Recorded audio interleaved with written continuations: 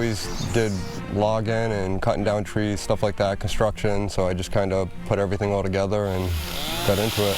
Carving out his own craft on the Richardson Farm and Sawmill in Burrowville, Rhode Island, Randy Burke, an artist by way of speed chainsaw carving. He started his journey about 8 years ago. Just kind of went out into the backyard and carved a bear. It kind of looked like a bear a little bit, shaped it up. How do you know when it's done? When I'm happy with it.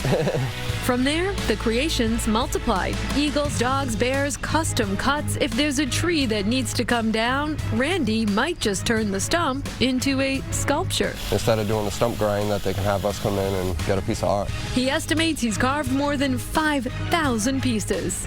It's just a lot of practice. I could probably do a 5-minute bear. I like the challenge. Elephants, foxes, wolves. I'm pretty sure I carved everything. Their eyes seem to have a soul. His creations even caught the eye of one football legend, Adam Vinatieri. He carved this series for the former Patriots kicker, but we had to ask, how does someone create something like this in just minutes? You ever mess up? If I do, it just gets a little bit smaller.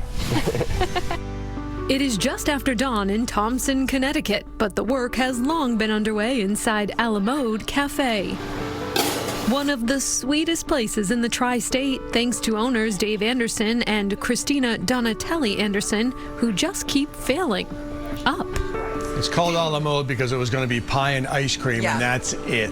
After 18 years as owners of Victoria Station in Putnam, they closed up shop to downsize to a smaller business. We failed miserably at downsizing, and all our friends laughed at us because when we said we were going to sell and downsize and open a seasonal shop, they all laughed at us. Because when you love what you do, we just can't stop thinking of things to make.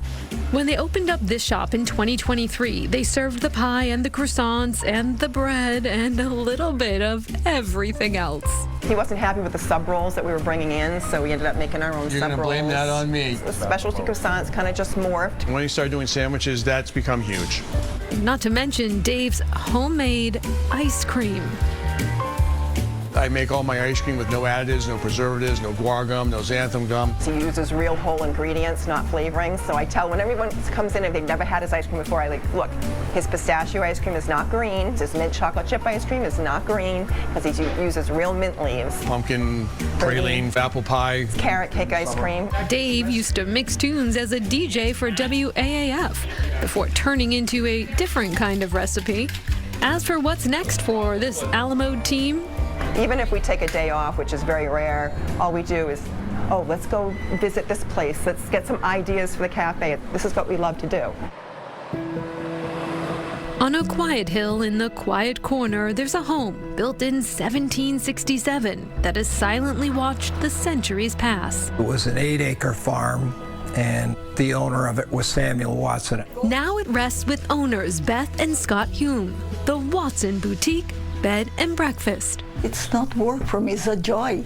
7 years ago, they welcomed their first guests into their sophisticated, cozy farmhouse, the beautiful fulfillment of Beth's lifelong dream. I grew up in a hotel in Brazil. My mom had a hotel, and I moved here. I met Scott, and always I tell him, oh, one day let's get one bed and breakfast. And he said, yeah, wait for me to retire. When they bought the inn, they only had 3.5 months to transform it.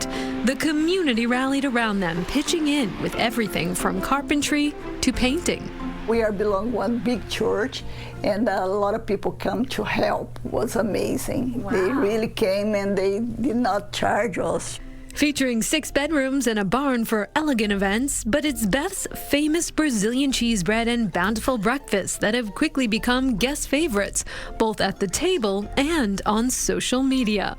It's hard not to feel like family here. The Humes just feel like home.